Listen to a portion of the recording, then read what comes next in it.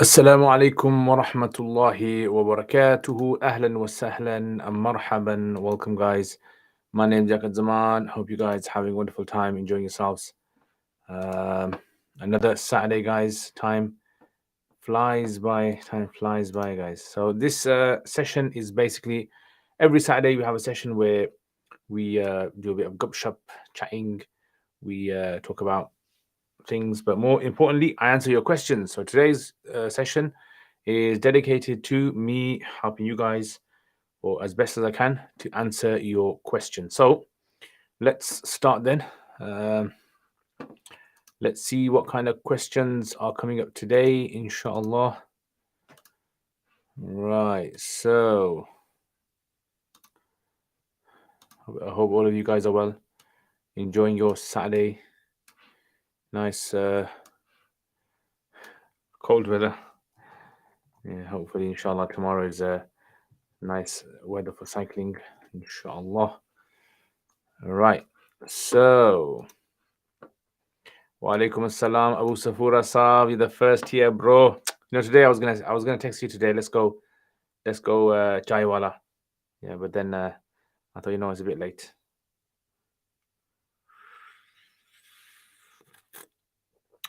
Today's green tea today, proper green tea. Proper green tea today.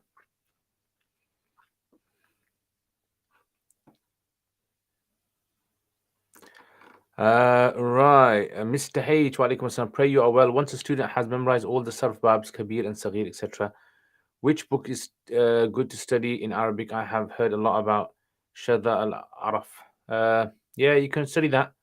You can study any basic books on sarf. I would recommend something like Ilm Sigha. That's a very easy to follow book. And there's also one by Sarf al-Arabi by Fadil Samurai. That's an easy one to follow as well. The main thing is don't spend too much time on your sarf, right? Because the main thing is sarf is supposed to be a bridge to get you to be able to read Arabic text. And once you can read Arabic text, you do not need sarf after that, except on rare occasions.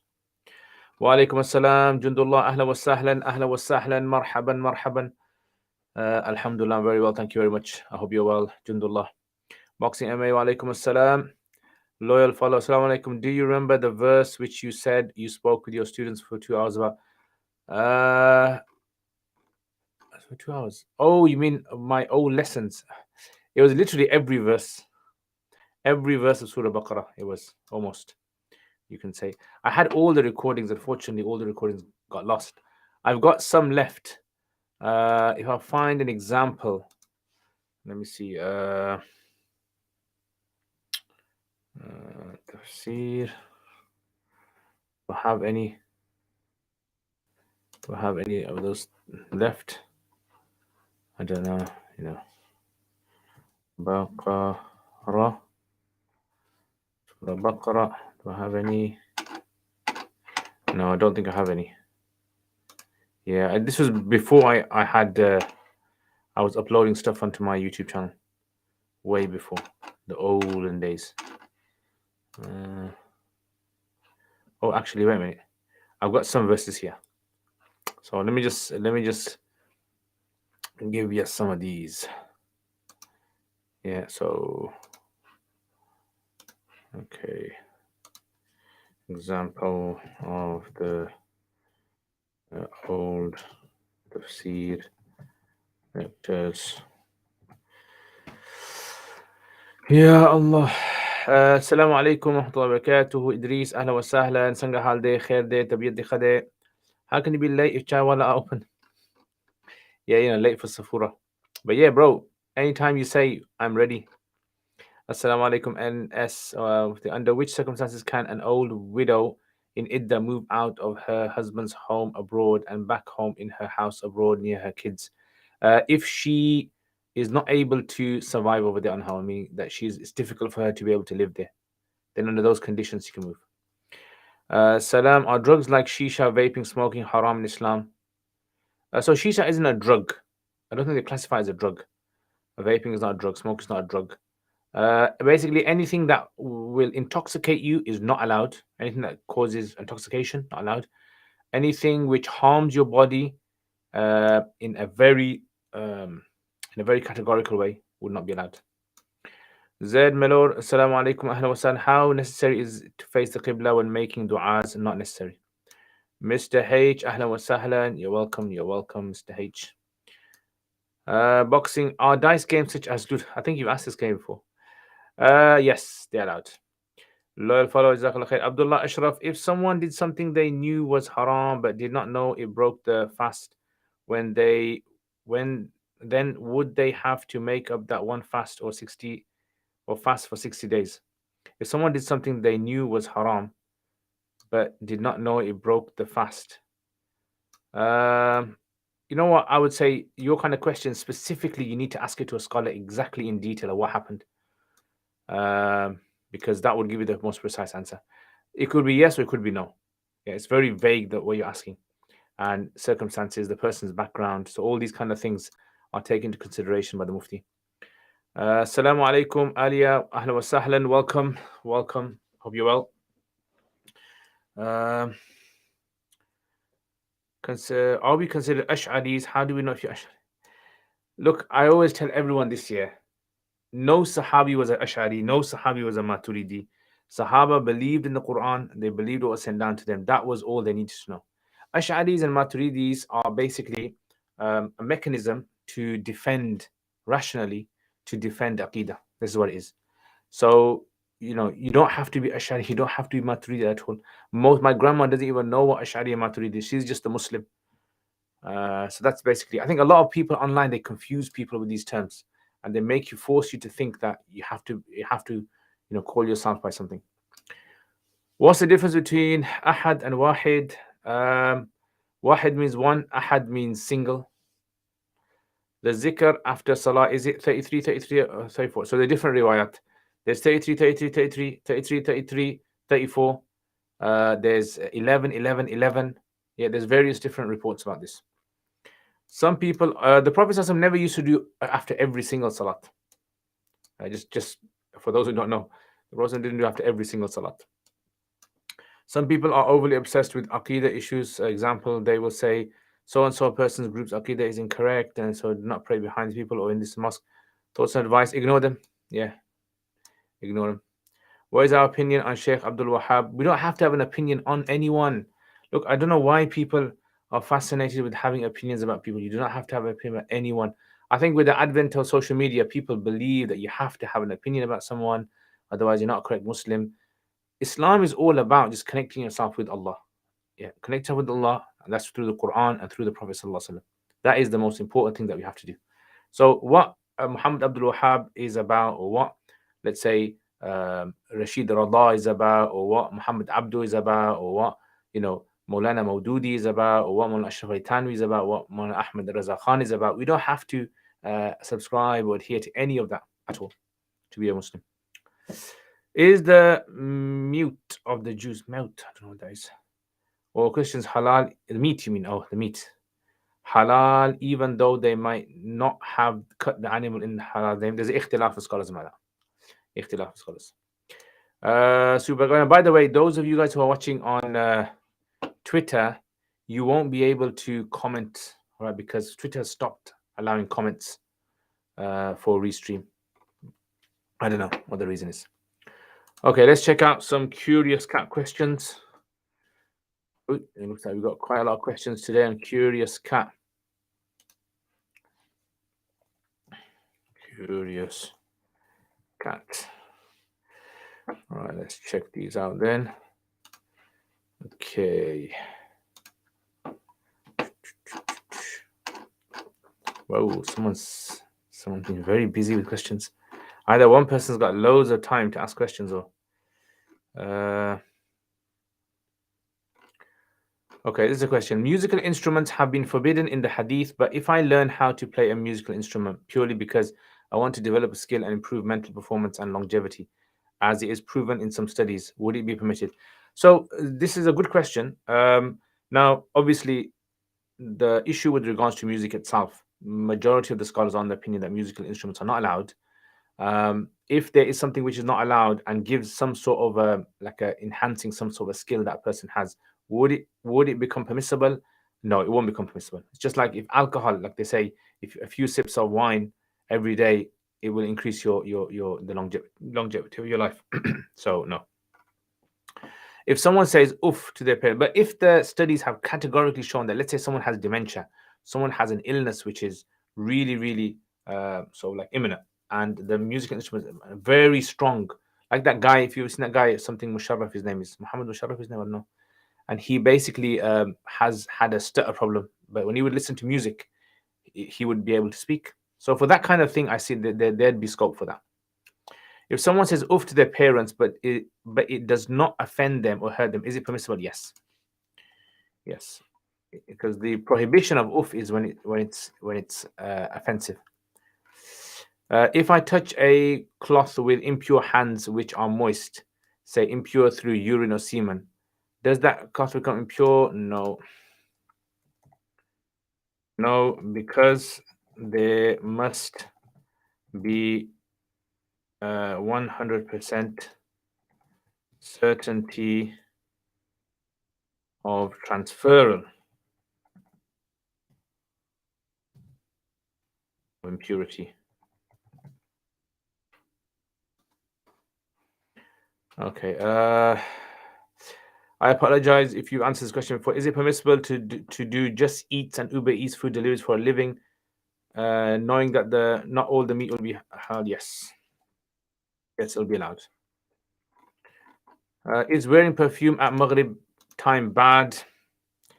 I've never come across anything in Islam to say it's wrong. Okay. Amir Saab said, don't sleep in the first row as jinns will boot you out. Is this true? Never come across this in Islam.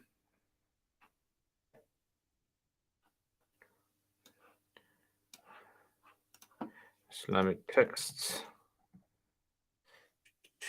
Okay, that's done. Okay, next. Is a sutra required for Salat? No, not required.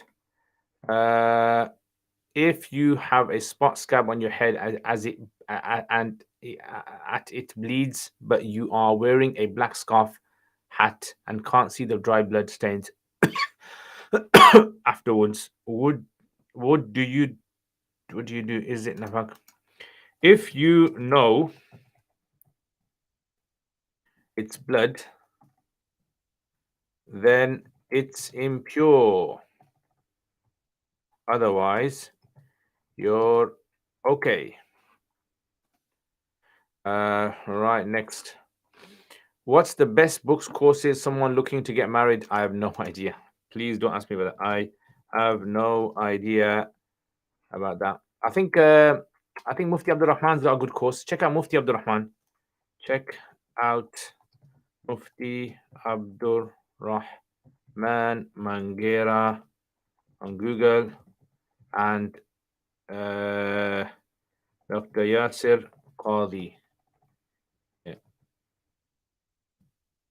And Mufti Ibn Adam. These are the three usual who have loads of marriage stuff. The marriage ulama. Where are the stories of Habil, Qabil, Hazrat Shish?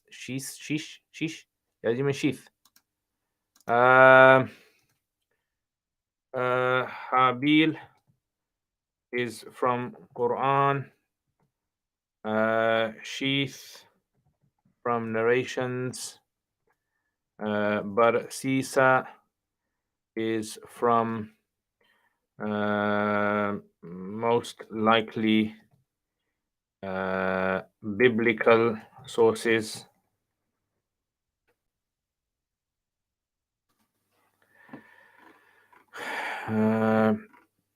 Can dua change taqdeer or only evil eye? Yes, it can change taqdeer, but only certain elements of it. If baby hairs appear on the forehead on teenage girls, etc., do they need to cover this too? No. No, they don't. Can baby hairs on the forehead be styled if they don't need to be covered? They should not be styled.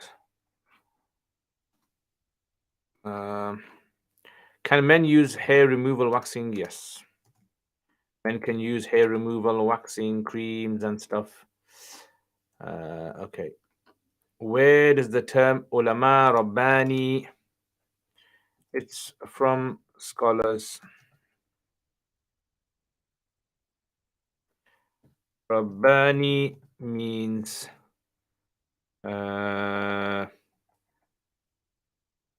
ones that are obedient to Rabb, the Rabb, and Su means bad. This person has loads of questions, but I should knock them all out. Okay, let's answer some of your questions here then. Right. Subo alaikum assalam, asking on behalf of someone else. You're welcome. Sum Omar, I really want to learn Tarkib of Zat Talibin. Is there any chance you can put some Tarkib from Zat Talibin on YouTube? Possibly, inshallah, in the future, maybe. I've actually, if you do my course, I've done a course. It's on my YouTube channel. It's on my YouTube channel, uruk.com. It's called the Arabic Grammar and Tarkib course. Arabic Grammar and Tarkib course. And in there, I actually go through a lot of hadith from Zat Talibin and I break them down. Does the amount of people attending a funeral signify how blessed the dead is? Not necessarily. It could. It's a good like sign. It's a good sign, but it doesn't mean that it's. Yeah, it doesn't mean that's the case. Like sometimes if you're a non-Muslim, he dies and loads of people attend.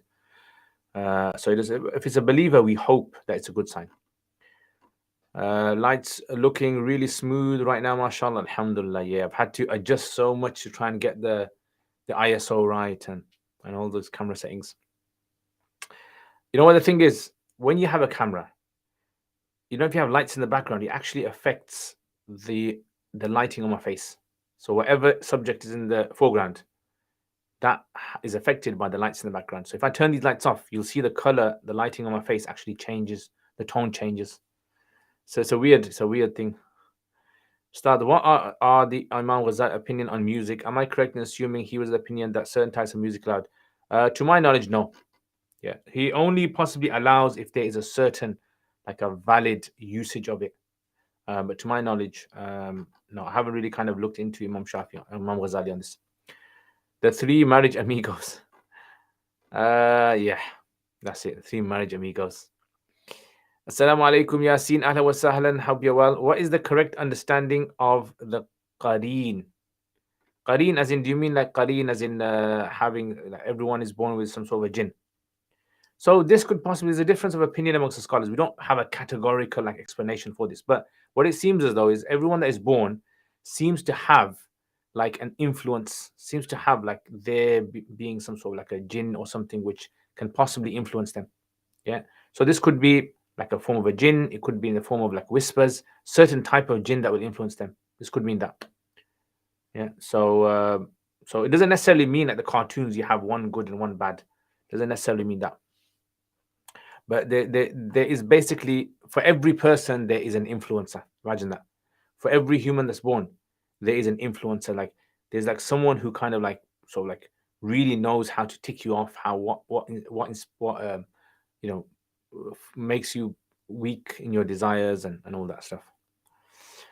If someone commits a sin not knowing it was a sin, are they sinful? No. Yeah, so if they didn't know it's a sin, absolutely didn't know, had no excuse not to know. What tea are you drinking? Green tea. It's green apple tea. Is having a long life age a blessing? If you do good, it's a blessing. Is becoming a Hafiz guaranteed Jannah? Only Allah guaranteed Jannah.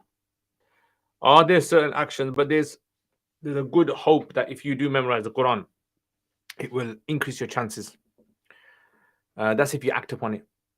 Are there certain actions that don't require intention to receive reward? For example, you help someone out, compassion to them. So that is rewarding. Meaning, when you do something feeling sorry for someone, that's actually rewarding. So people don't understand that. People think anything you do, you always have to think, I'm doing it for Allah. Like you're crossing the road and you see someone, a child running, you quickly run and save that child. You're actually getting reward for that. Like the woman who fed the dog from a shoe. There's no mention in the narration that she thought of Allah.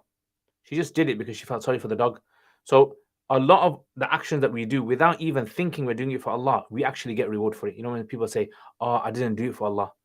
No, what did you do it for? "Oh, I did it because I felt sorry for them." Well, you got reward for it.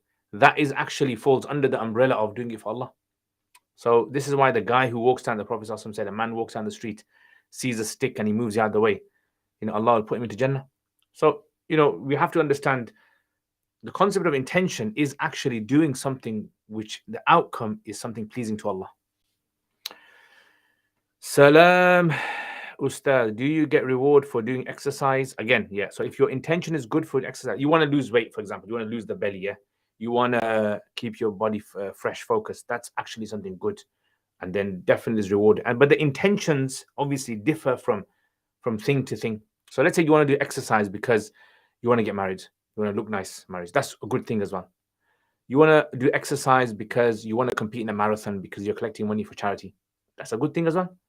You want to do exercise because you want to show off your body in front of your mates. That's not necessarily a good thing, in many cases. If a person listens to music but is not moved or tempted to dance, if a person drinks alcohol and doesn't get drunk, yeah, same thing. So what you're saying is influences are shayateen.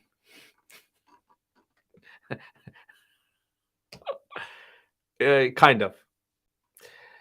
Salam alaikum Naveed Ahmed Ahla wa sahlan. Is it permissible to watch educational videos that contains women and background music? So if it's, for example, as long as they are properly dressed, as in the sense that the aura part, breasts and these parts, thighs and all that, and they are covered up, then I would say there is scope for that. Yeah, if it's a proper educational sort of like video. If someone feels, look, I don't feel comfortable with this, looking at a woman like this, then totally fine, makes sense. It's like the news reporters.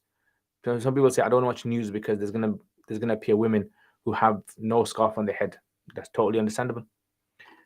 You're welcome, Sum Umar. Right, let's look at some more of these questions.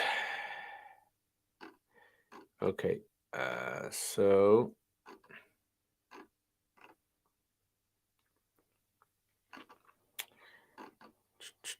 there are loads of questions someone's asked. I'm just going to knock these ones out. I'm not going to type these ones. Do you get sinned or rewarded if you miss witr due to the intention of waking up for tahajjud and praying witr in the last part of the night? No, you won't get sinned for it because your intention was that you were going to get up.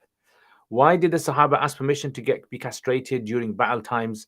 Does this prove that their desire is something that is within all men? And so they didn't necessarily at battle times always ask. No, there was a few reports that were reported, like Uthman ibn Mad'un and others. Does this prove that desire is something that is within all men? Of course, all of us have desire, right? And just because we don't show that desire doesn't mean we don't have that desire. So all men have desire, all women have desire.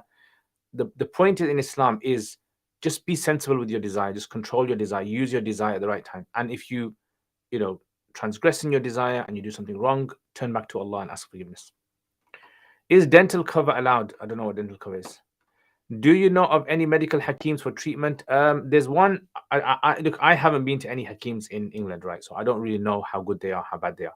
But the ones that I know and people have said they're quite good is a guy called Hakim Maulana Akhtar Ghori Sab, Hakim Maulana Akhtar Ghori, who's in Alum Rock, and Shafa Herbs. Yeah, Shafa Herbs in Birmingham as well. So these are the two I've heard of are good. I haven't been to them, so I wouldn't be able to tell you. If you don't know the Qibla direction when traveling and Qibla apps are unreliable, what do you do? So it depends on your situation. Usually what I do is I look at where the sun is, look at what time of day it is, and I work out where north is, and I do my own estimation of where southeast is. Yeah, so you can either look at satellites. So if you look on houses and you see a satellite dish, whichever direction the satellite dish is in, it usually hits the direction of Qibla. Strange. Is Hazrat Khizr's real name Balya? Allah knows best. Yeah, so we don't have any authentic narration to say that. Is it accurate to say Hazrat Khizr is immortal? There is a difference of opinion amongst the scholars about this. Many of the scholars believe that he's passed away. Were cats regularly roaming around the Prophet's house according to the Seerah? We don't know. I mean, there seems to be a cat reported in narrations, but cats roaming around, it's possible if you think about it. In villages where there's cats, cats roam around everywhere. In Masjid Al-Aqsa today, if you go there, you see cats there. Masjid Nabawi, yeah, so it's possible.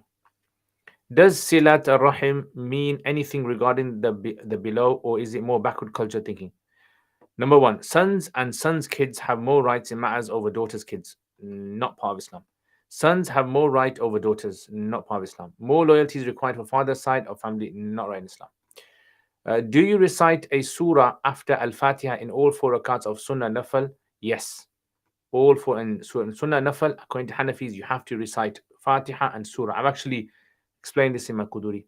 Or just first 2 like Farz. So, no. So, in Sunnahs and Nafal, you have to read Fatiha and Surah in all of the rakats. Is husband's maternal and paternal uncle mahram? Yes. Yeah. So husband's paternal uncle. So husband's in-laws, no, they're not. No. So husband's maternal uncle is not. And husband's paternal uncle is not.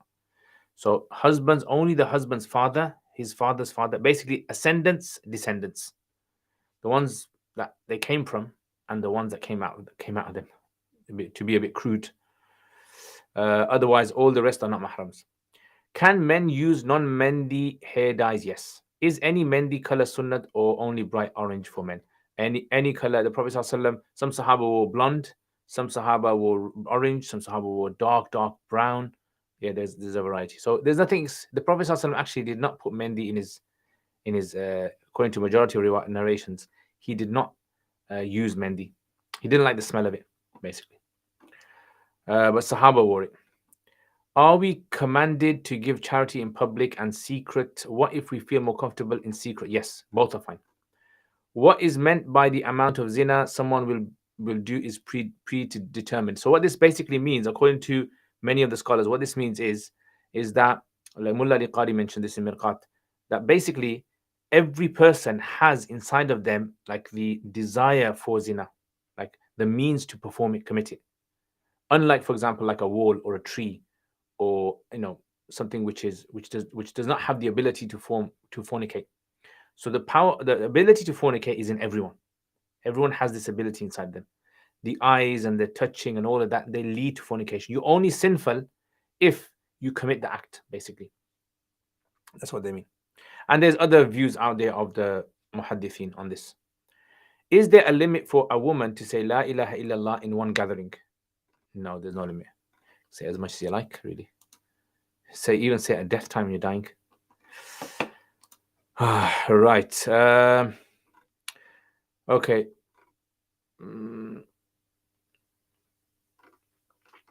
Let's look at some questions here.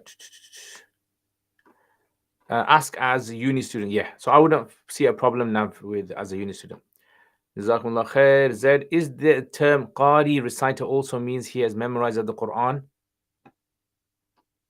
It's in the past, the Qari was known as the memorizer of the Quran and also the knowledgeable in the deen.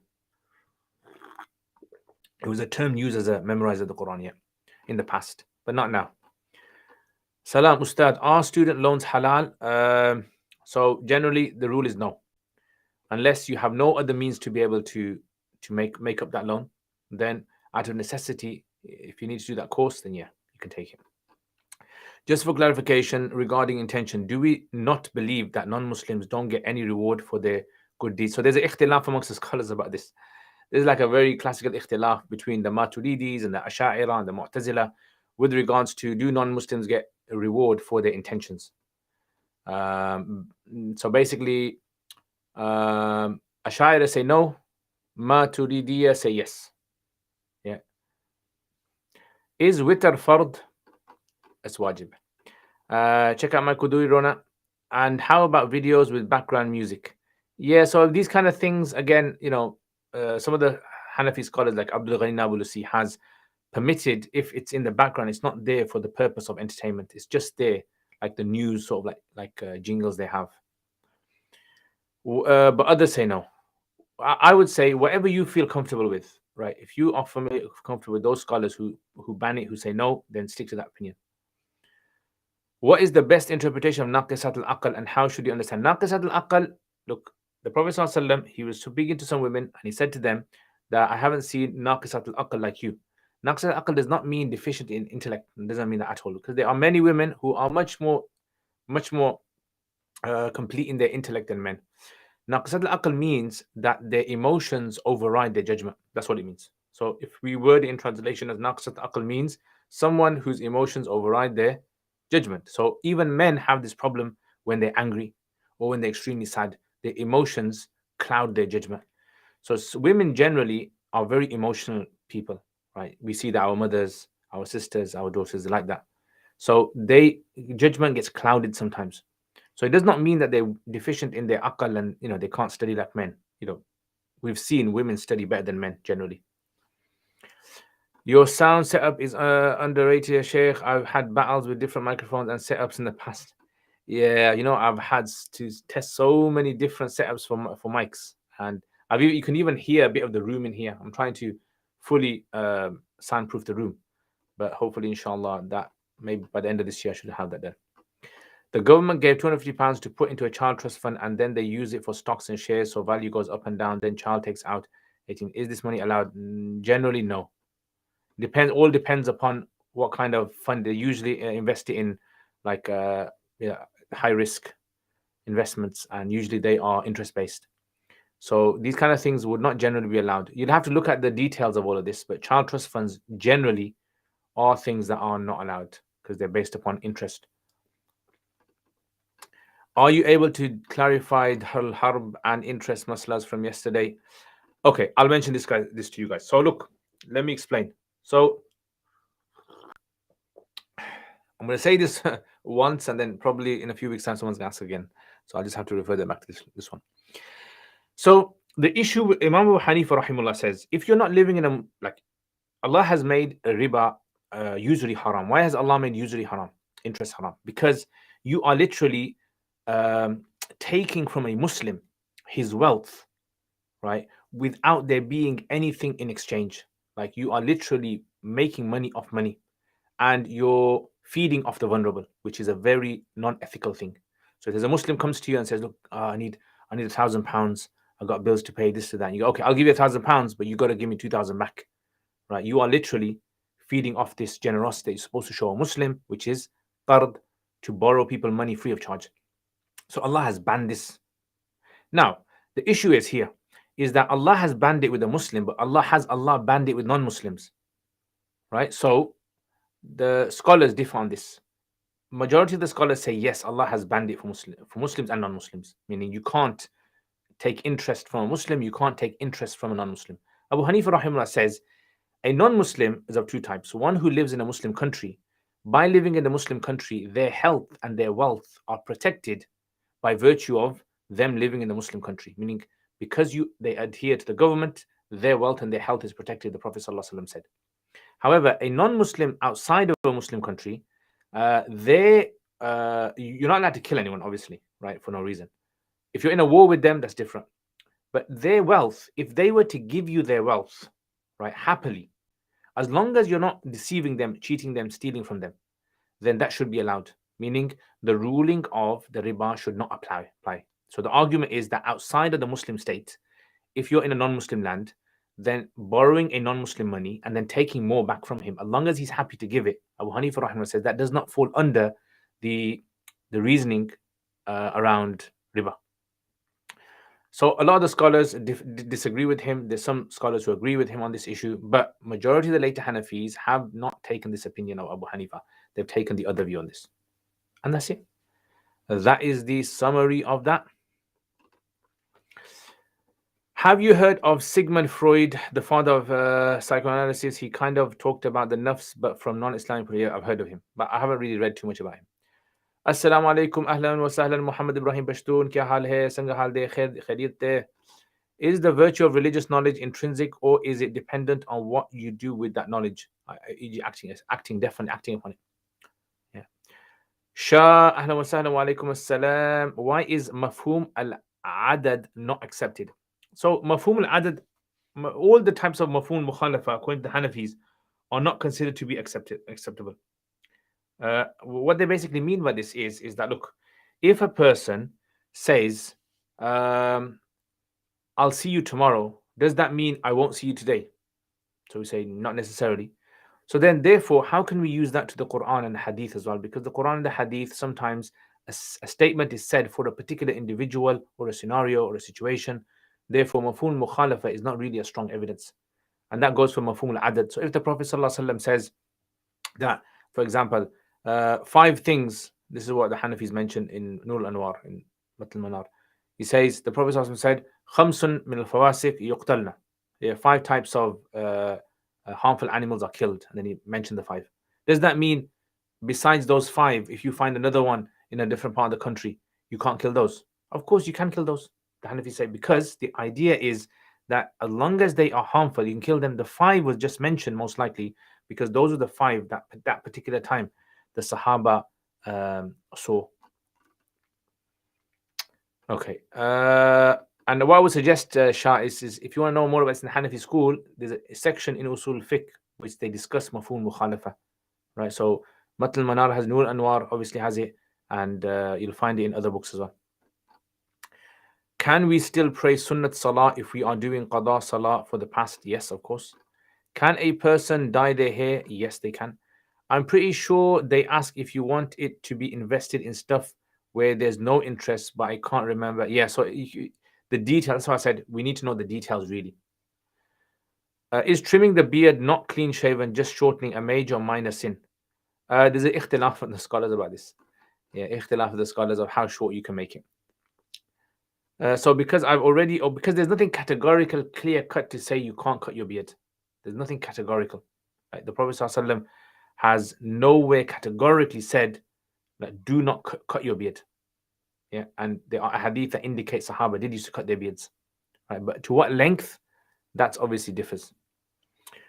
So because I've already opened this child trust fund account 16 years ago now, what should I do? I wasn't aware. So what I would suggest, Ariana, is contact a scholar, explain the details of the fund. Maybe the fund might be fine. It all depends on the terms and conditions. You can't give a brush ruling for all of them. What about giving interest in Dar al-Harb according to Imam Abu Hanifa's opinion? So he hasn't mentioned anything about that. That's the problem. He hasn't mentioned about giving. He's just mentioned about the taking issue. And some of the Hanafis have said, well, if he said giving, then we assume that, taking, we assume that giving would be permissible as well.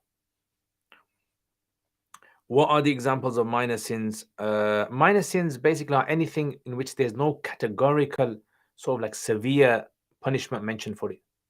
If there's a severe punishment mentioned for something categorical that Allah mentioned, that's major, and everything else is minor. My last week's lesson, mafhum al-adad. Yeah, look at that. Mafhum al-adad. So you could have answered that. Will all Muslims be able to see the word Kafir under the Dajjal's head? We don't know. So we don't know exactly what the hadith actually means that the believers will be able to see it. Is it going to be on his physical head? Is it going to be maybe some glasses he's going to be wearing, some headgear he's going to be wearing? It's going to have that printed on it. Is it going to be something which is something, I don't know. We don't know. Because the hadith does not really tell us the full details. And that's the issue with these kind of hadith. They're not very categorical. So people try to interpret. Any tips for a regular sleeping pattern? I often find myself delaying sleep and then getting more and more late over weeks till I end up all night. I don't know. Cut down on the phone. I don't know. Maybe you drink some chamomile tea before you go to sleep. Wake up early. Yeah, make sure you don't, like after Fajr, don't go to sleep basically. So if you don't go to sleep after Fajr, you will naturally see that your body will automatically start to sleep earlier. That's the main thing that I found. Yeah. And do exercise. There's some people, I know this, I was watching this one guy and he basically says if he ever has like the next day, if he has an important meeting or a talk that he has to deliver, what he does is before at the night time, he does like a 4-mile run. He comes back home really tired and he has a nice sleep, and then morning he feels fresh. And if there's anyone else who's got any good ideas for sleeping early, put it in the comments. Wa alaikum assalam, Asir Ali. Ahlan wa sahlan. Ahlan wa sahlan. Welcome. If I want to get into learning tafsir, how should I approach doing tarjama? Like if I cannot do the entire Quran, what section, juz, surah? Um, Select whichever one you want. I would maybe suggest selecting something like Surah Baqarah. It's quite long, and it's quite easy to follow. The Arabic is quite easy, and it's kind of like law. The laws and the rules are found in the surah as well. Laws and rules.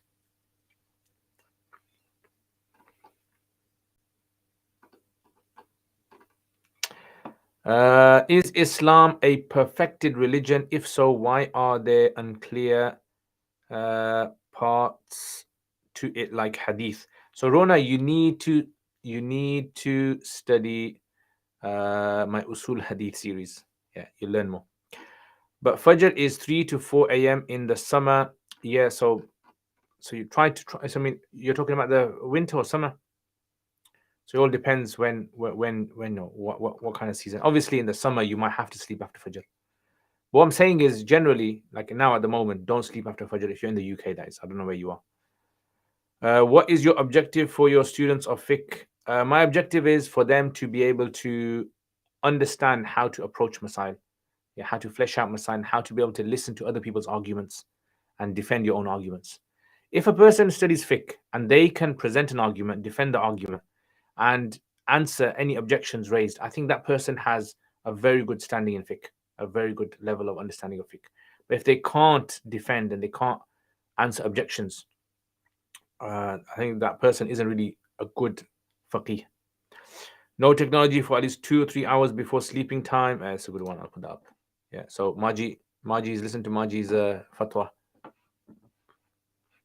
Okay, let's check out some curious cats. If I do take out student loan due to not being able to afford uni maintenance, can I invest the leftover money and profit from it? Yeah, you can, but you need to pay off the loan as soon as possible. I would say pay off the loan as soon as possible. Right, all the questions are finished. MashaAllah, MashaAllah. Bang them all out. Bang them all out. My hair's gone really long, man, guys. Look. Today I was actually at Nikah today. I did a Nikah, and it was basically my dad's friend, his daughter was getting married to this guy, and my dad asked me if I could do the Nikah. So I thought, you know what, I can't refuse dad's request, and so I went there, did a little talk, did the Nikah ceremony. I don't know, I've told you guys this loads of times. I do not like doing nikahs. Yeah, I don't know why people call me to do nikahs. I do not like doing nikahs. I like don't usually put myself forward to do nikahs. I think the main reason why I don't like doing nikahs is two things. Number one is it's not what I'm passionate about. I'm passionate about teaching, about reading, about writing. That's my kind of thing. Doing nikahs isn't something which you need much knowledge about. Yeah, it's just you just need to deliver the nikah ceremony. That's all it is. And then the second point is usually I do nikahs at places where I don't even know the people that well, and then I end up sitting on a table, and then like just I gotta mingle with people I don't even know. So that kind of takes up my time as well. So it's like, oh, it's gonna take up my time. And the third, yeah, I said two, isn't it? Well, let me add the third one, yeah. And the third one is the food. Usually weddings, their food is bad on the stomach. Yeah, it's like next day in the toilet, you find out what happens, what the food is all about. So that's the kind of usual sort of thing that I have with these wedding foods. Yeah, so mashallah, some wedding food is quite nice, but generally it's like made for masses and it's made for a large number of people. So the quality of the food isn't really going to be, and then it's like kind of usually a bit cold or maybe heated up. So there's like all these things. I'm very particular about these kind of things. Is having long hair sunnah? So do you mean do you get reward for it? No, you don't necessarily get reward for it, unless you out of love are imitating the Prophet ﷺ. Then there's a reward of love. Do you still do Okay. Also, light exercise and don't eat for 2 hours before sleeping. Oh, you got a whole list, bro. For someone, Abu Safura, what time do you go to sleep? Do you still do the weekly Quran ayah every Sunday? I think. No, I stopped that about how many years ago? About 7 years ago. 7 years ago, I stopped that. I love to have a celebrity. Oh, are you talking about the Surah Yasin one, the Rahman one I did online? Is that what you're talking about, Ariana? I'd love to have a celebrity Molvi Sahib do my nikah. Maulana Tariq Jamil. Maulana Tariq Jamil, yeah, celebrity. Take me along. I like food and mingling, and you will have company too. Win-win. Oh yeah, that's a good idea. That is. Yeah. Actually, I can put you forward and say this is the main guy who will. Because when I give talks in weddings, I don't like to give kind of scary talks that kind of like put them to sleep. I just like to tell jokes basically, and they like that. Kazma Taz, wa alaikum assalam. Can you explain a bit about killing non-Muslims for no reason when in war with them? So when you're in war with someone, you're allowed to kill them because it's about defending yourself, isn't it? So that's permissible there. But for no reason, you're not allowed to kill a soul. Because the Quran says, "Man qatala nafsan bighayri nafsin." Whoever kills anyone without it being in exchange for any other soul, then it's as though the person has killed the entire mankind. But if you're in a battlefield, the whole point of the battle is for you to be victorious. So if you have to kill someone, then just like an army, when the army goes to a country, right, they have to use lethal force. In theory, can a Maulana do his own nikah with witnesses and all? Yeah. Omar, wa alaikum assalam wa rahmatullahi wa barakatuh. Are you drinking kryptonite? Yes, my brother. I am drinking kryptonite from the planet Krypton. Before it was destroyed, I took some tea from there. That was supposed to be my Kryptonian accent there. If you guys got that. Is the coming of Al-Mahdi mentioned in Sahih Hadith? There's a whole range of Hadith about this. There's Sahih Hadith, there's Hasan Hadith, there's Da'if Hadith, fabricated Hadith. So you have a whole range of Hadith about this. I had a celebrity mufti for my nikah. MashaAllah, MashaAllah. Proper Buzurg you are, bro. They must call you for nikah, Sheikh, due to the slick hair, Zulfa. Yeah, probably. Maybe that's it. No Baqarah. Yeah, I stopped that 7 years ago. Yeah, I stopped that 7 years ago. 7, 8 years ago, yeah. Is chatting with the opposite gender from another country okay? No. Unless you have some sort of a need. So basically, with regards to like gender interaction, the Sahaba used to interact with the opposite gender, right? So if Sahaba done it, it can't be something which is impermissible. But if a person does it to flirt, if a person does it for lustful purposes, to try and lure them, or to try and Allah knows the intentions of a person. A person should always test their intentions, lower their gaze if they feel as though it's going to be something that is going to create feelings inside of them. But yeah, that's basically the. Assalamu alaikum, Nahid wa alaikum assalam. What can someone who wants to study at a Sufa do if they live very far? Does Sufa offer boarding facilities? No, a Sufa doesn't have boarding, unfortunately.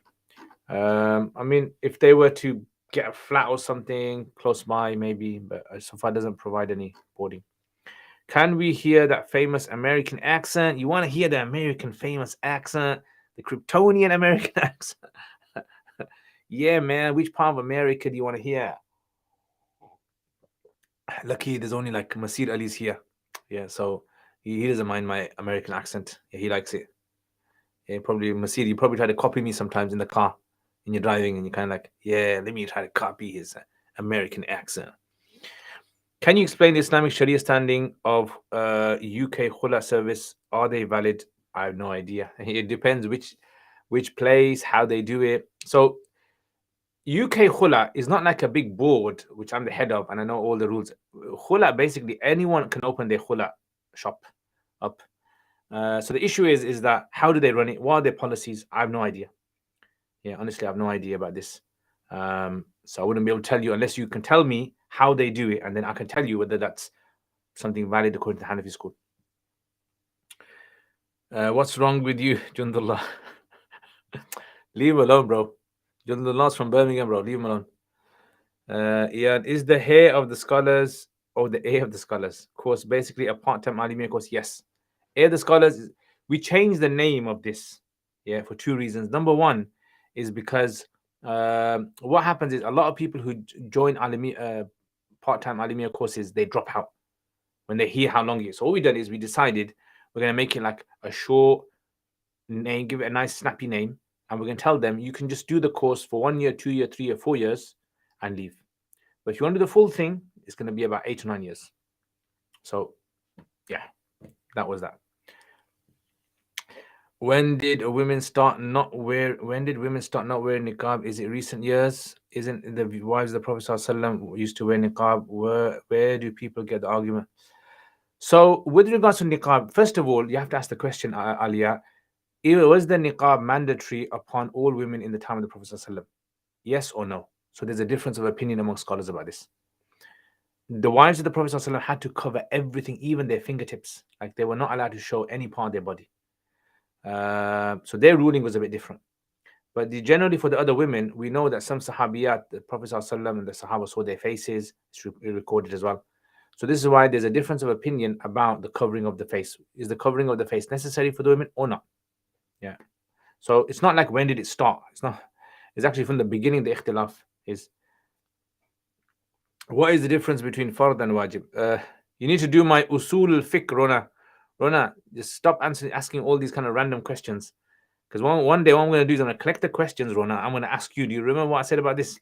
And if you don't answer me correctly, I'm not going to answer any more your questions anymore. I think that's the way to deal with the Rona's random questions. Rona's random question generator. RRQG.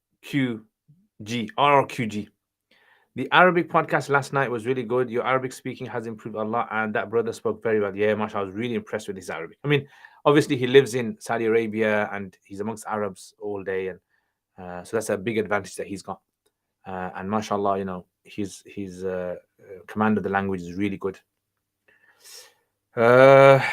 Can you mufti give fatwa in a field within fiqh that they haven't specialized in? Possibly, yeah. Yeah, possibly. Explain how khula works, the process. Yani in the UK, the Sharia Council, if the man does not give the divorce when they send letters. So according to Hanafi fiqh, basically this is what has to happen. There has to be a judge. So in the UK, there's no judge. So khula, first of all, going to a Islamic council is not like going to a judge. Secondly, is can a Islamic council act as a proxy judge or not? There's ikhtilaf amongst this. Then the issue is, because this is very detailed, Omar. Then the issue is that when the man is not being reasonable in approaching the Islamic council, how do they deal with this then? What do they do next? Do they just leave it? Do they let the man do whatever he wants? What happens in this case? So, you know, that's the next thing. And the next thing is that can the Islamic Fiqh Council act upon another madhab, which they most likely do, right? So they take the position of the Malikis and they say that the person, the arbitrator, can stand in place of the man if he's not being reasonable. Yeah, that's in a nutshell. That's basically it. Can you mention about a wrongdoing of a person we know to educate our family? Will that be sinful? It all depends. If you're doing it with the right intention, if your intention is really pure, honest, yes. But if you're doing it to have a sly dig at them, just to kind of expose what they're up to, then Allah knows what your intention is. I gather your answers and benefit. Alhamdulillah. If a person speaks Arabic as a language, is every letter rewarded? No, not at all. A brother has asked me, why are the Muslim countries not uniting against the zulm against the Muslims, e.g. Rohingya and China? Very good question. When you find the answer, tell me as well, Zed. Yeah, when you find the answer. Ya Allah. Okay. Again, all the questions have been answered. MashaAllah, MashaAllah. Alhamdulillah. So are you guys enjoying those little 1 minute videos I'm putting up? I'm trying to see what kind of videos would be really good as a long-term, easy kind of videos that people would like to just quickly watch. And I'm doing mainly videos on Arabic. Have you seen the kind of cartoon one that I done with those shaking men? The men that are like speaking and they're shaking. So I'm thinking of how I can sort of like develop that. Maybe make it a little more like a short kid series on a certain topic. Maybe have a little short kid series on a surah. Select a surah, and then two guys they speak about this surah, right? And they discuss, have questions. What do you think about that? Would you like that? Or maybe select a hadith, have a discussion, a basic discussion about hadith. I mean, there's lots of possibilities that what I can do, but what I'm trying to find what would be really, really, really beneficial for people in this medium. I know there's some people who who dislike these kind of things and think that you shouldn't have these cartoons and things, and that's fine. That's their opinion. They're right. They have a right to their opinion. But I don't know. I want to see what you guys think. How would it be beneficial as well out there? Right. 1 minute speaking Arabic, but I don't know how that will help. Like, because I've got so much Arabic out there speaking. Like, how will 1 minute speaking Arabic help? I don't know. What is the Islamic method of deriving and acquiring knowledge from the Quran and Sunnah? Naveed, you have to study Usul al-Fiqh. So on my uruk.com, there is a series called Usul al-Fiqh for beginners and intermediate, 28 lessons. That literally is your answer to your question. You have to study all of this to understand the method. That's called Usul. Words of the day in Arabic. Words of the day is good. I like that one. Let me just put that in. Yeah, I like that one. Words of the day. Words of the day in Arabic. I have heard some people say the Prophet ﷺ contemplated suicide. Is this weak? No, it wasn't like he contemplated suicide in the sense that he wanted to slit his wrists or something like that. No, A'udhu billah. But what happened was when the revelation first came to him, before he knew that he was a prophet of Allah, before he knew the Quran was a Quran, and the first time Jibreel alayhi salam came, he didn't know what this was, and he was very confused, and it was very. So that was the moment when they describe, like these Orientalists, they say that's where they get it from, isn't it? Orientalists say Muslims have never ever said this. Yeah, so Muslims have never said that he wanted to commit suicide. Orientalists use this because obviously they don't have love for our Prophet ﷺ, and they love to misconstrue these kind of things. So yes, he was confused, he was scared, he was climbing up on the mountain, and he thought that something really bad was going to happen to him, and thought about falling off the mountain. This could have been for many. Like this could not doesn't necessarily mean that it was contemplating suicide. It could have been that situation where the person, like really scared of what's happening. They don't know what to do. They're panicking. Yeah, anxiety that some people have. So we got to be careful about getting information from Orientalists, because Orientalists, what they do is they're very cheeky. They'll study about Islam, but they won't study holistically. They'll study cherry picking study, and then they'll have their own view that they've already kind of created in their minds, and then they present that to you in a very nice words, and it makes it seem as though no scholar has ever understood Islam in this way, and these Orientalists have presented it such a nice way. It's not such a nice way. It's a cherry picking way. If we do that exactly the same thing with their religion, with like if it was Christians obviously, or others, they would have they'd say this is unfair. So if they want to be fair, they have to present it in the right way. And a lot of their research is very, and that's why I said to you guys before, we need Muslim academics, Muslim madrasa traditional graduates to get into academia, to start responding to these people, to produce work, so that people don't need to resort to Orientalists. Interesting. What would be deemed unreasonable, etc. Yeah, so this all depends upon the mufti. It could depend on the situation. It could be, for example, like the husband is extremely rude to his wife. The husband, there's no way of being able, the wife, like let's say for instance, he's having an affair with another woman, yeah, something like that, and he just doesn't want to divorce his wife. So we have to look at the situation. Is the woman being oppressed here? Can we prove that the woman's being oppressed? If there's reasonable evidence to prove that the woman's being oppressed over here, then that might be valid grounds. So that's why I said to you, Umar, it's not an easy way to explain this. You have to look at many layers of Masail here. Are you Ahl al-Ra'i or Ahl al-Hadith? Both. I'm Ahl al-Radith. Or Ahl al-Harai. Ustad, how do you get your du'as accepted? Do you know any stories of people getting du'as accepted? I don't know any stories that are not getting accepted. But things like if look, Allah is our creator, isn't He? Allah, He knows what you're saying. Allah, He knows your requests. Keep your dealings with Allah pure, clean. Be sincere with Allah. Right? If you're doing bad, stop doing bad. If you're involved in haram relationships, if you're involved in haram eating, if you're involved in backbiting, these are the kind of things that create barriers between you and Allah. Get them out of your life, and you'll see all your du'as will be answered. That's the main thing. Can a man work as a gynecologist or healthcare assistant, mainly dealing with women? Possibly, yeah. Do you get rewarded for swimming? Depends on your intention. What's your intention? Didn't Azmi single-handedly destroy the Orientalist argument? Yeah, many of them. But there's many different types of Orientalists, aren't there? There's like different fields of Orientalism. Do usul fiqh differs from a madhab to madhab? Many of the usul are the same, and many usul are different. Yeah. So, which was the first hadith collection proper? Some say Rabi ibn Sabih al-Basri. They say the earliest compilation was Abu Huraira's, Abdullah ibn Amr al-As. Yeah, Sadiqa. Yeah, that was the first, they say. But it's kind of like disappeared.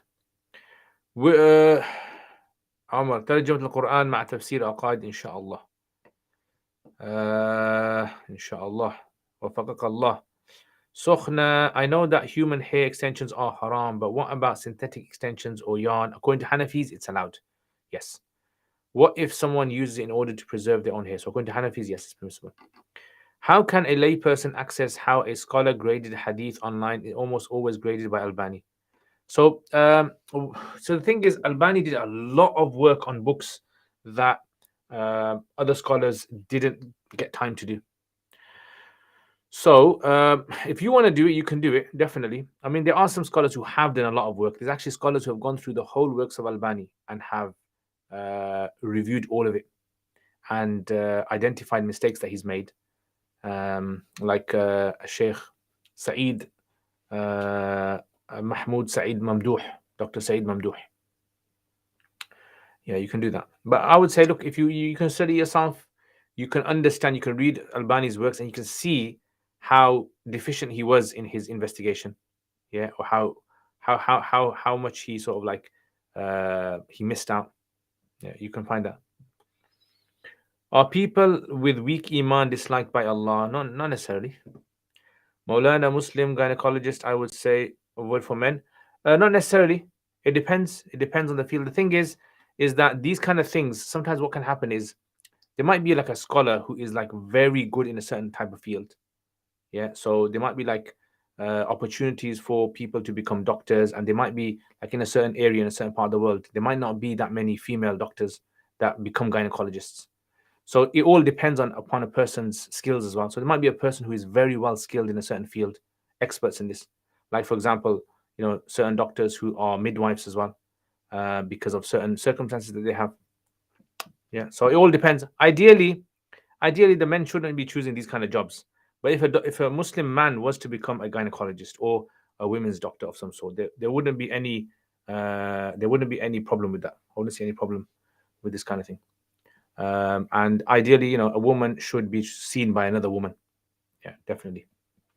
But to say it's not allowed or impermissible, yeah, for a man to, for example, like avoid these kind of areas. Again, see, I'm not a doctor. I haven't studied medicine, so I don't know what kind of things people would be pushed into. So, for example, sometimes what can happen is maybe someone sees someone's skill and says, you know what, your area of expertise would be more like something like neurology, or yours might be into another certain field in medicine.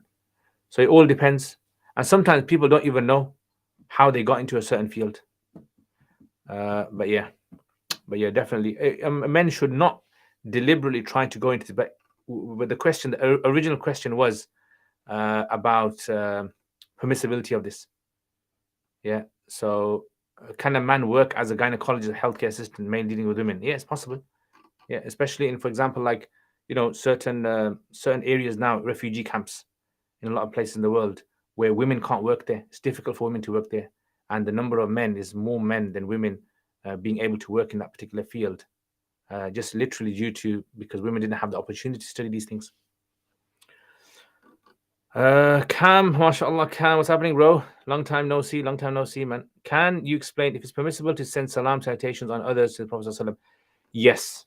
So sending citations on someone's behalf is permissible. So basically, it's like a dua you're sending. It's like, can you give salam to someone on your behalf? Like if I said to you, oh, next time you see Nav, can you give him a salams? It's like that, basically. So sending salutations to someone else is permissible, and we believe because we're allowed to send salutations to the Prophet ﷺ, then we can ask someone to do it on our behalf as well. Do trees, stones, etc. have consciousness? We don't know. We believe like the consciousness that's needed to be able to be responsible for your actions, they don't have that. But maybe they have a certain level of consciousness, because I don't know what consciousness is really. Like, what's the definition of consciousness? If we can first of all agree upon a definition of consciousness, then maybe we can see if trees can have. Hit the likes. Excellent, guys. Hit the likes, guys. What is the minimum requirement for a person to be a follower of a madhab? Minimum requirement for a person to be a follower, I don't understand what's the minimum requirement. You just follow madhab. Basically, lay people, they don't need to follow a madhab per se. They obviously should follow a particular way, a madhab in salat and ibadat, but they normally just ask their scholars. So whatever they ask their local scholar, that's all they have to follow. For students of knowledge, people who are studying a particular madhab should adhere to studying a particular madhab. So there isn't like a minimum requirement. It's just you just follow the madhab. How do you take a rukhsa? I don't know. I mean, what can you elaborate on that? What do you mean? How do you take a rukhsa? Like exactly what masala is it? Will I lose the reward of charity if I mentioned it to family with intention to educate them? No, you wouldn't, inshallah. To be Ahl al-Ra'i bisma. I know a Barelvi brother who refuses to pray behind the imams of the haram. Is there any way to advise him? Look, good question. I would say this. There are certain people who, whichever school or orientation they're from, they are very stubborn. They're not willing to listen to the other side, right? And if you're not willing to listen to the other side, then it's very difficult to advise someone, because advice, like the Sahaba used to say that advice is only for that person who wants to listen. So if you're just going to give advice to him for the sake of advice, then it's pointless. I wouldn't see any benefit in that. But if there's a person who really wants to learn, who wants to listen to the other side's argument, then definitely speak to him. Say, look, let's look at both sides. Let's look at how they and what they say and all that. Is it true that if you do not wash your plate after eating, the plate would tell Allah that this person did not wash me? I haven't come across any authentic narration for that. No. If you own your house outright, do you have to pay zakat on the value? No. So, Kaz, you need to check out my zakat crash course. In my zakat crash course, I explained about the concept of the house. So, the house, you do not have to give zakat on your house unless you bought a property with immediate intention of sale. Recite, joining Salah as the Shafis. Oh, you mean Jama' Baina Salatain talking about? Because see, the concept of the word Rukhsa actually means dispensation, just means dispensation. There could be dispensation in loads of things in fiqh. So you mean Jama' Baina Salatain, yeah? Possibly, if there's a dire need for it. But Hanafis say you should pray your salats on time on all journeys. So the Shafis say on journeys you can combine. Hanafis say you cannot combine. And some later Hanafis have allowed combination if there is a dire need for it. Will planting a tree on the grave benefit for the dead? There's a difference of opinion about this. Some say yes, some say no. What's the point of ta'weez? Isn't it wrong because you are relying on other than Allah? So ta'weez, look, what is a ta'weez? Ta'weez is you're not relying on the piece of paper. You're writing in there verses of the Quran, are you? So when you read a verse of the Quran, let's say, for example, you enter your house and you read a dua. Are you relying on that dua? Bismillahi tawakkaltu ala Allah. That statement you're saying, are you relying on your words that you utter? So what's the difference between relying on words that you utter and relying on that same words if you were to write it on a piece of paper? You don't believe that paper has any power. right? But you believe that Allah is the one that gives the power. If you raise your hands to Allah and you make dua, do your hands have power? Of course not. Yes, you're asking Allah, isn't it? So whether you ask Allah verbally, whether you ask Allah on a piece of paper, all of these things are considered to be things that are permissible, as long as what you're writing in the paper is ayats of the Quran and well-known hadith of the Prophet ﷺ, according to majority of the scholars. Can you attend a wedding that is mixed and everyone is dressed up? Again, I would say in these kind of situations, you look at the type of wedding.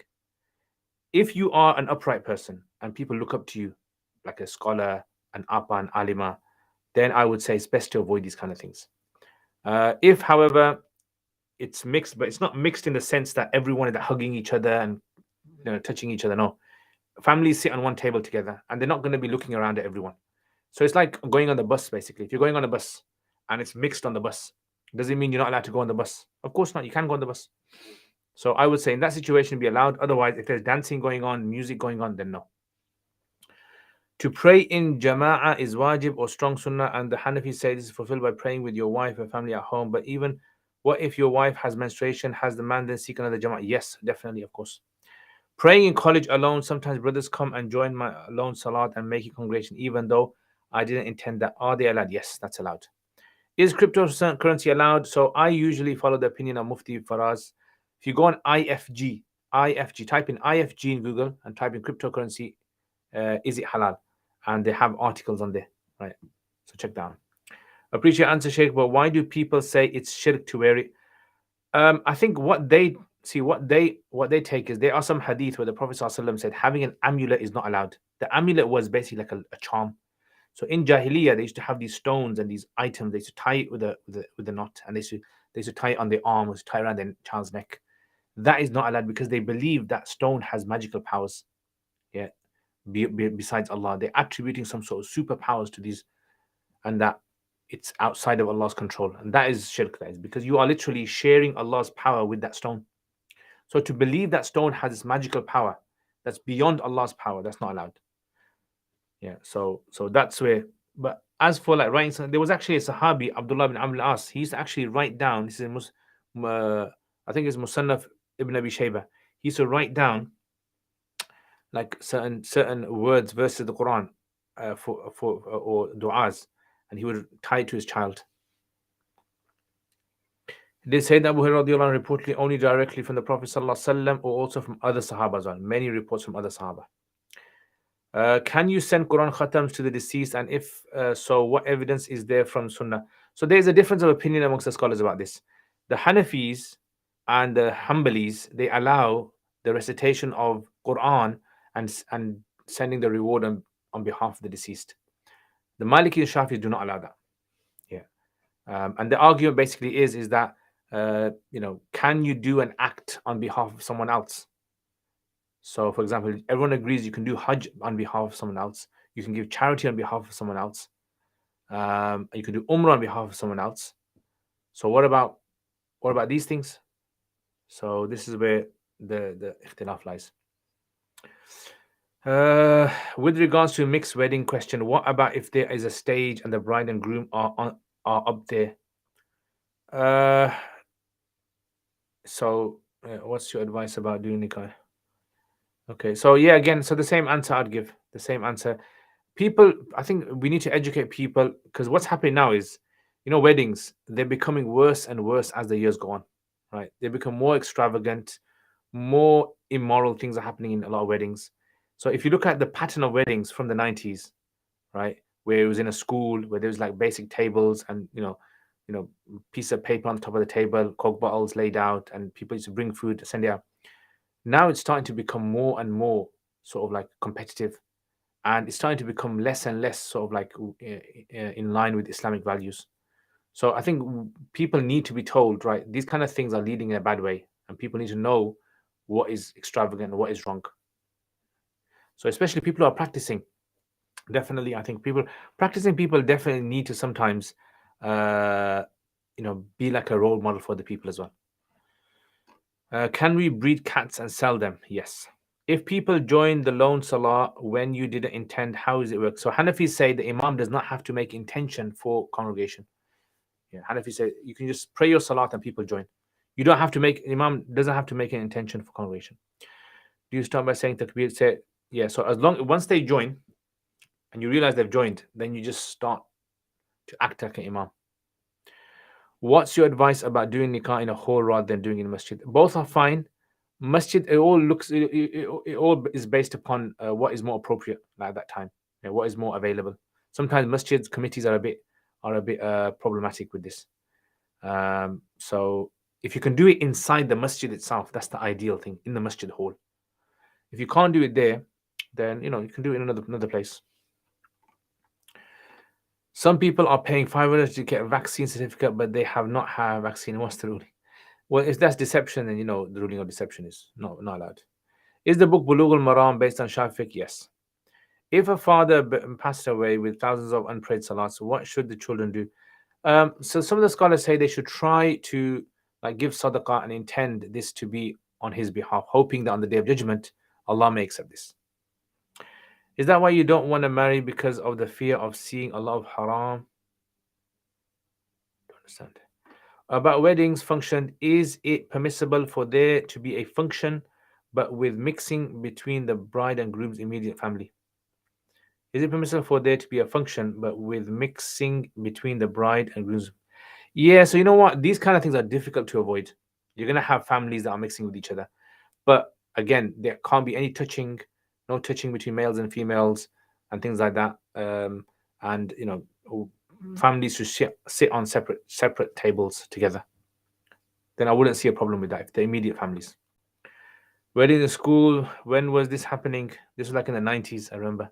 They used to throw money. I remember that. If those who were in the 90s, remember, in the 80s and 90s, they used to throw money. Yeah, so you used to go there and they used to throw money. We used to pick up the 5 pences, 10 pences, sometimes even pounds.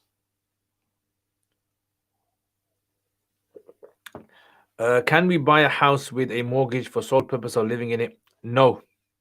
Unless you have no other way of earning that money to buy the house and rent is not feasible for you where you're living, then there's a possibility to take it as a last resort. Are there any restrictions on women trimming their hair? There's ikhtilaf between Hanafis. Some Hanafis allow it, some Hanafis don't allow it. So some Hanafis say they can only trim their hair just to fix it, and some Hanafis say they can cut their hair up to their shoulders.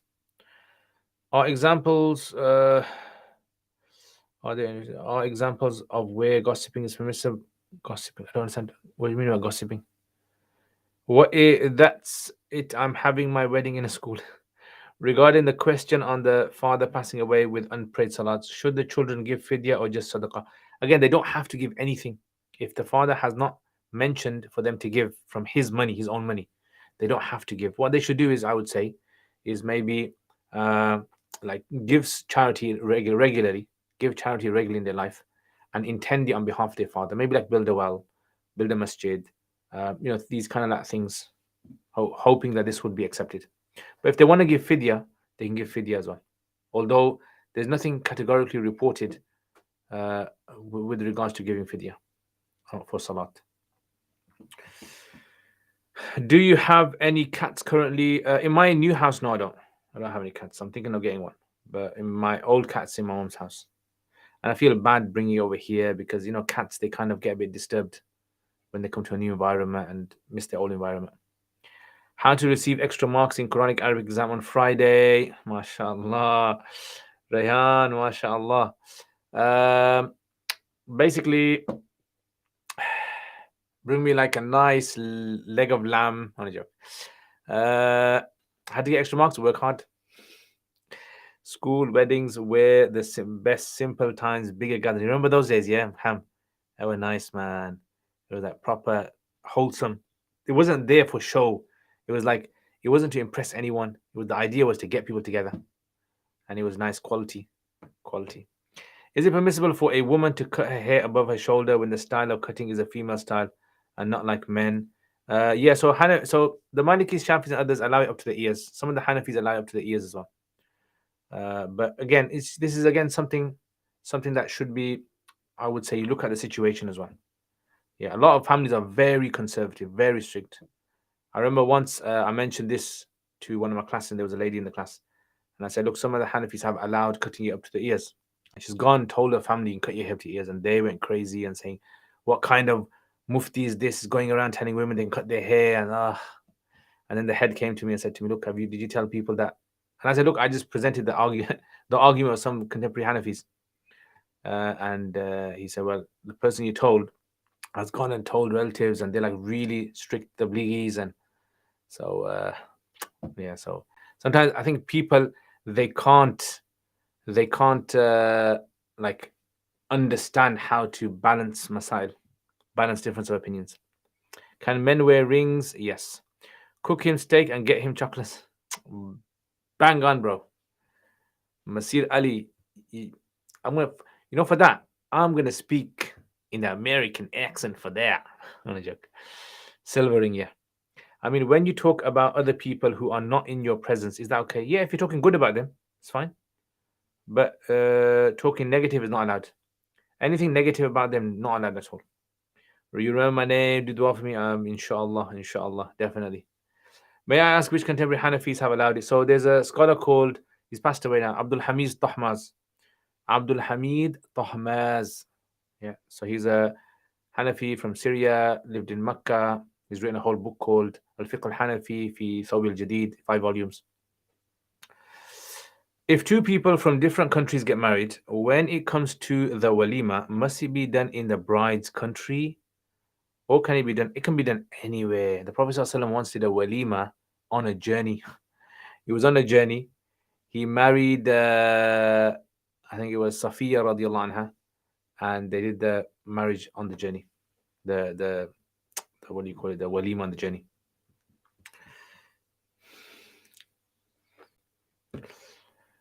Right, guys. Questions are all over. MashaAllah.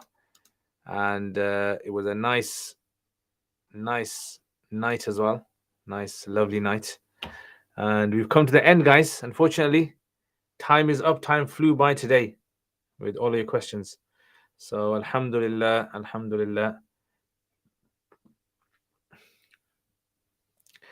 How does that fiqh Hanafi in a thawb jadid differ from your regular mutun? So basically what he's done is, it's not a mutun, it's not a matan. So it doesn't fall under what they call the mutuns. He basically like presents arguments, peripheral arguments within the Hanafi school. For example, women cutting their hair is a peripheral argument. It's not a core argument mentioned by Abu Hanifa himself. It's like later Hanafis discussed this and some of them held a certain position. So these are peripheral arguments. When you have peripheral arguments in Hanafi school, there's scope for difference of opinion. So it's one of those kind of things. So that book is basically like, it's like a very easy to read, semi-advanced text, I would say. Yeah. I would probably even say it's advanced in certain places. In the Hanafi school, can the Imam speak English in the khutbah? There's a difference of opinion about this. According to Abu Hanifa, there's permissibility. Later Hanafis differed on this issue of which opinion do we take? Do we take the Sahibain's view on this or the Abu Hanifa's? And so this is why some Hanafis say, and today contemporary Hanafis say, you cannot do it in English, got to read in Arabic, like Mufti Shafi. Some Hanafis are on the position that it's allowed, and some Hanafis say that you can do a mix. As long as you have a bit of Arabic in there, like a bit of ayats, hadith, and the rest English, then it fulfills that.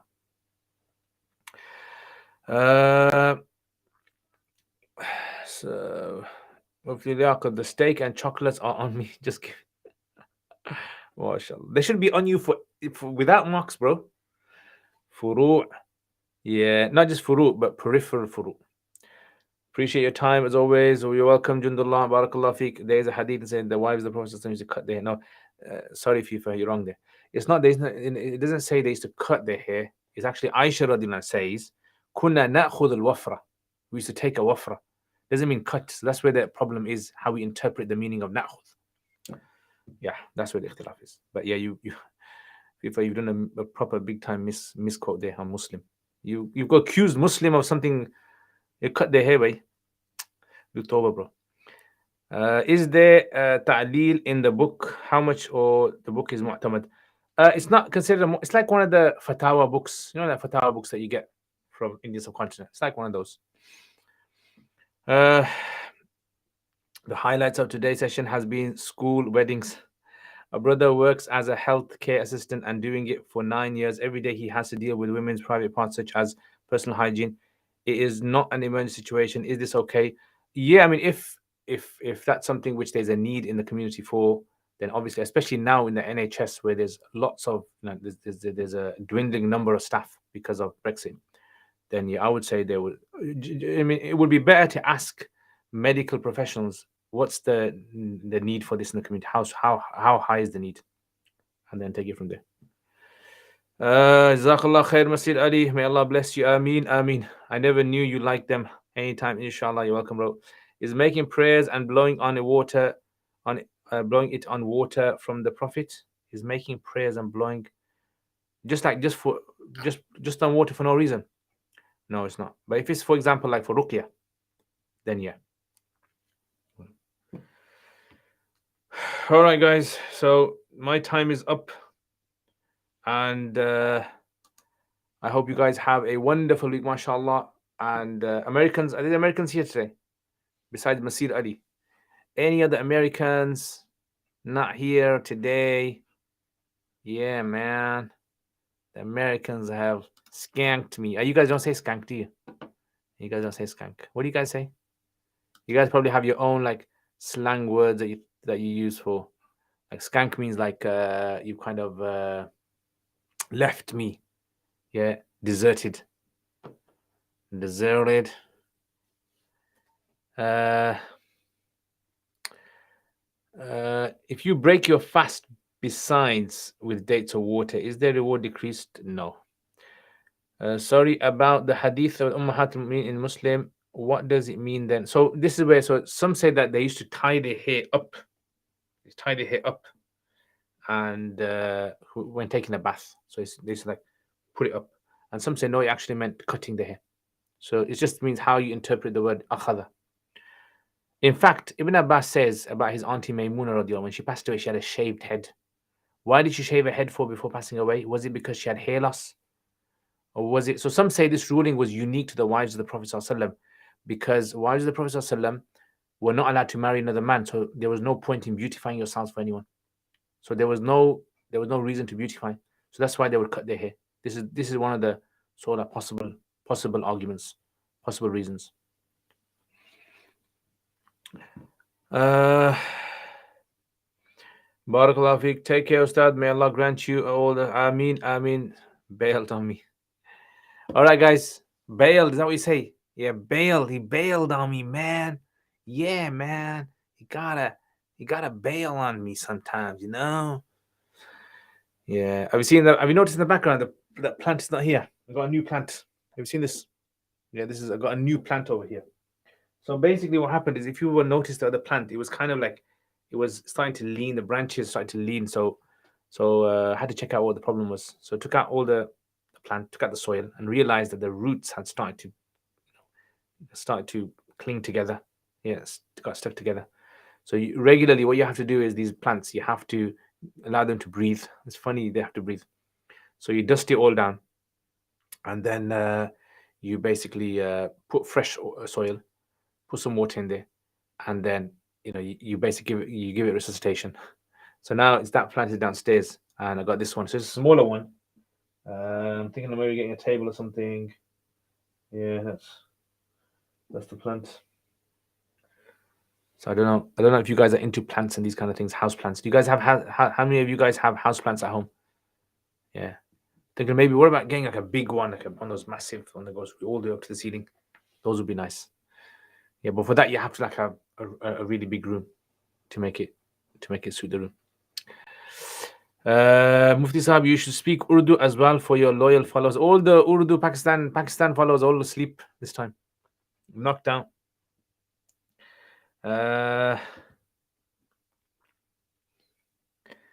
Is it true that a woman can just pour 3 scoops of water over her head when doing ghusl, as long as she wets the skin of her body?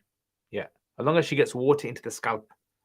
So there's 3 scoops, like scooping of water in your hands and pouring it, making sure that like all the body gets washed. That's fine. So the idea is all the skin has to get wet. Thanks for your answers. You're welcome. What is the correct Aqidah, Ash'ari or Ash'ari? Abdullah M. Forget it, bro. You're too late. MashaAllah, Ishaq, what are the main conditions or rights of holding a walima? I thought you were going to ask what are the main questions that are going to come up in the exam. What are the main conditions or rights of holding a walima? There's nothing specific. As long as you have some food and you invite some people, that's it. You can invite one person, two people, three people. Generally, the walima is done after consummation, but it's not necessary. Yeah, that was generally the Arabs even before Islam. They would do the concept of walima. Walima has been there before Islam. If you didn't know, it was an Arab practice. The idea of walima is basically to kind of get the people publicize that you got married, so people don't start having suspicions about you living with this woman. So they start seeing, what's Ishaq doing with this woman? Yeah, I never seen her before. But if you have like a walima, everyone's invited, then you think, yeah, this is his wedding, so it kind of legitimizes it. Exam is in the hands of Allah, and we'll do our best, inshallah, inshallah. Yeah, that's the best way, bro. मुफ्ती साहब, हम उठे हुए हैं और आपके जवाब सुन रहे हैं, लेकिन आप कहाँ हैं? आप तो पाकिस्तान में तो नहीं है ना, आप यहाँ इंग्लैंड में. We are going through IVF treatment. We have been married 7 years. May Allah make it easy for you. May Allah make it easy for you. Is the ijab and qabul repeated 3 a sunnah? No, there's no such thing as it being 3 times for sunnah. It just has to be done once. But I think generally in Asian communities, they like hearing it 3 times. So generally when I do nikah, so I just repeat it 3 times, just so that everyone gets happy that I've done it 3 times. And I've been to one where, I think it was a Braillery community. And they were like saying to me, you have to make each one listen to all their kalimas. And I think, what? Like you have to listen to the woman's kalima. Does she know the first kalima, la ilaha illallah? Does she know ashhadu an la ilaha illallah? Does she know, all the other ones? And you have to listen to the guys as well. And I was thinking, where do you guys get these kind of things from, man? So I said, look, just say the qabul, just say qabul, and that's it. Yeah. Kalimas, walimas, you can say them at home as much as you like. But, in Hanafi fiqh, there is no thing you have to say kalimas. But I think they probably say that was probably like I think the kalima tradition actually started from India, where just to make sure that people were not marrying into Hindus, they would just like ask them, say the kalima. And obviously if they didn't know the kalima, then they would have suspicions about them. I don't know where they get that from. Most common house plant around here is the couch potato. I wouldn't really class that as a plant. Wa alaikum assalam from the woods. Ahlan wa sahlan. Welcome, my brother. What's your view on the bride walking down the aisle with her father at a Muslim wedding? Yeah, it's possible. I mean, well, the wedding ceremony, there's it doesn't necessarily have to have any specific Islamic rituals in there. There's nothing Islamic rituals in there. As long as they obviously observe and they don't break any of the rules, that's fine. What are you meant to ask the bride and groom? What's the question? So you just say to the bride, do you accept so-and-so to be your wife, to be your husband? Sorry. And the bride says, yes, I accept. And you say to the groom, do you accept? And that's it. It's done. And then it's recommended to read some ayats of the Quran and make a dua. And that's it. I usually basically just do a little talk, 5-minute talk, and then I do the ceremony. I read the khutbah. It's recommended to read the khutbah.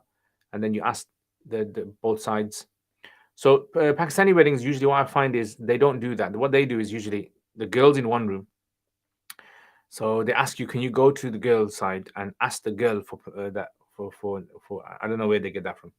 So I usually say to them, look, get one of the male sort of representatives to go there, ask permission, and then come. So this isn't from Hanafi fiqh or anything. It's just Pakistani fiqh, I think. Yeah, that the girl has to be in one room. You have to ask her permission, and then it's like a whole drama situation that goes on. And then the guy, comes here, and then you say, basically, there's 2 guys sitting there. One is the representative of this girl, and one is the groom. And then you say to the representative, did, let's say, Fatima give you her ijazah permission to get married to, let's say, let's call him Zaid. And he says, yes, she gave permission, and I'm her representative. Oh, khalas, okay, that's it, done.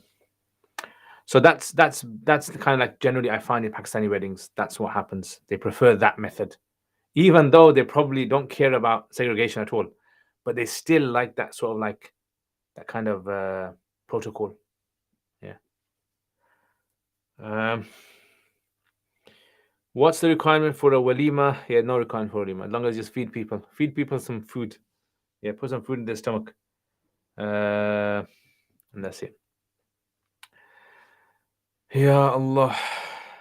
Mubin, is there anything in the Sharia that tells us who pays for the walima? No, not at all. In fact, the Prophet ﷺ, on some of his weddings, what used to happen was he didn't have any food, so other people would bring whatever they had with them, put it all together, and everyone eat together. Yeah, so it's I don't know. The idea of the walima seems to be more about announcing the wedding, publicizing it. What's the best way to publicize something? Then to invite people for food. That's why I keep telling you guys, invite me to your house to have some nice food, right? And that's everyone's happy. So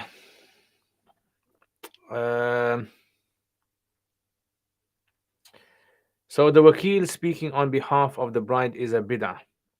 So it's not a bid'ah so it's not a bid'ah as in that is something that can happen, but that specific technique that they do, that they want you, like, the bride is going to come and sit with the guy anyway, but they want you to go over there and they want you to kind of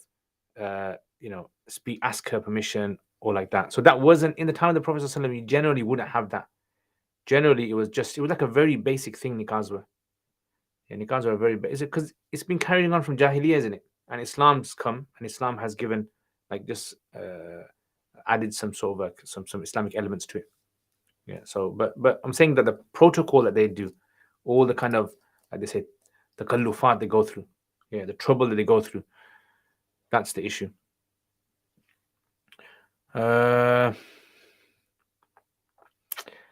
Right. It's that simple. And can anyone be a witness? So there has to be, like, the witnesses have to be the witnesses basically that can be witness in court. The idea for this is that if anything happens in the wedding, at least if they go to court, there'll be witnesses there. So 2 male witnesses, or 1 male, 2 female. Couldn't that be problematic in the sense the girl could be forced and you are unaware? As the representative says, yeah, that could be the case. The girl could be lying to me. Yeah, if I go to the girl and the girl says, yeah, I want to get married, right?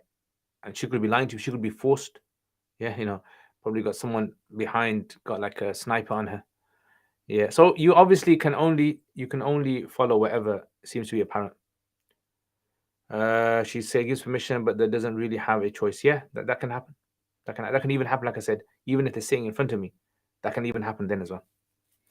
Do you think walking down the aisle with the father and bridesmaid following copying Christians at church? Not necessarily, because it's not considered to be like a religious ritual, in the sense. It's not done as a religious ritual. I wouldn't see it as a religious ritual. Yeah, so I wouldn't see it as that. I don't think so. I never thought about that in that way. Yeah, but Christians don't do it as a religious ritual. It's just done as just part of just like, it's like having a wedding in a wedding hall. Christians do it. Having a wedding and then you have like a meal, right? Muslims, they don't have them. In fact, from a Muslim point, you don't have, like, if you want to go really kind of nitty-gritty in this, we don't have nikah taking place in the time of Prophet ﷺ, and then we have an immediate walima straight after, like the way that we do it in a hall. That seems to be more like what Christians do. Yeah, they have the wedding in the church or wherever, and then they have a straight away meal after it. Mola, can you give some nasiyah to my son Muhammad, who are both currently studying? What are they studying? And how old are they? Ustad, you need to come to my school walima, inshallah. You know what? Actually, I'm not going to come because I don't like wedding food, unless you're going to have very good quality wedding food. I do apologize to people. I'll just go there, maybe have a little bite or something, because generally, wedding food is mass made, and sometimes it has an effect on my stomach. I do apologize for being a bit blunt, but my stomach gets a bit messed up when I eat a lot of wedding food, because the amount of spice they put in. And I know certain butchers, like one of my sister's husband, he's a butcher and he supplies a lot of meat, chicken. And he says, a lot of these catering companies that provide food for these weddings, they purposely buy low quality chicken. It's cheaper, much cheaper. And you can tell it's low quality because if you open the chicken, right, you take away the meat, and look at the bone, you'll see redness in there, and that shows it's been bruised a lot. So he said, a lot of this I wouldn't eat. He says, he's a butcher, and he told me. And when I go to weddings with him, he says to me, look, don't eat the chicken. Eat the red meat, but don't eat the chicken. I'm telling you all the insights here. Ustad, you need to imagine going to school on a weekend for your walima. Yeah, that's it. Simple. If one of the spouses do not pray, is this mean divorce? No. Obviously, if they want, possibly could be grounds for the wife going to and saying that, look, he's not practicing Islam, he's openly sinning. Then yeah, that could be a means for khula. Just before Corona hit, there was 2 weddings at my school. Who is your ultimate favorite scholar you love the most? I love Sheikh Salah Al-Budair from Masjid Nabawi. He helps me in my imamat. Qiraat, you mean recitation, yeah? I like Sheikh Husari. Sheikh Husari is the best. Yeah, Sheikh Husari is the best. I mean, I like others, but Husari is the one does it for me. Separate food just for you, inshallah. Then Hazir, bro. Hazir. Age 9, 10, and both become Hafiz. That mashallah, mashallah. So Isa and Muhammad, if you're listening, yeah, mashallah, memorize the Quran as best as you can. Take your time. Focus on what you want to do with your life later on. Right? You want to become people, role models in your community. You want to become people who, our children look up to. And if you memorize the Quran and you act upon the Quran, the Prophet ﷺ said, on the Day of Judgment, Allah is going to give your parents such a crown on the head that will be brighter than the sun. Imagine that. Imagine what your status is going to be. And the Quran, memorizing the Quran is going to be something which will give you such happiness and nur in your heart. So, don't forget, you are going to sometimes feel a bit down. You're going to get burnt out a bit, but don't worry, inshallah. Work hard, inshallah. I'll make dua for you guys as well, inshallah. That's why we have the qawaid of meat, gosh, meri dosh. Nice. I listened to Hosari Tajweed as well. Thoughts on taking a mortgage? IB, you're a bit late, bro. I answered that question early on. So you can check it out earlier. So I'm going to go now. So, all right, guys. Jazakumullah khair.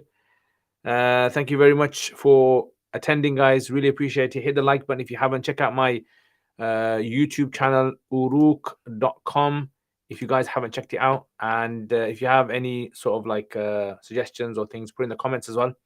And that's my email at the bottom there. You can see over there. That's the email there. That's the website there. You can check out some courses that I do as well. And yeah, that's it, guys. How to memorize the Quran for people with some...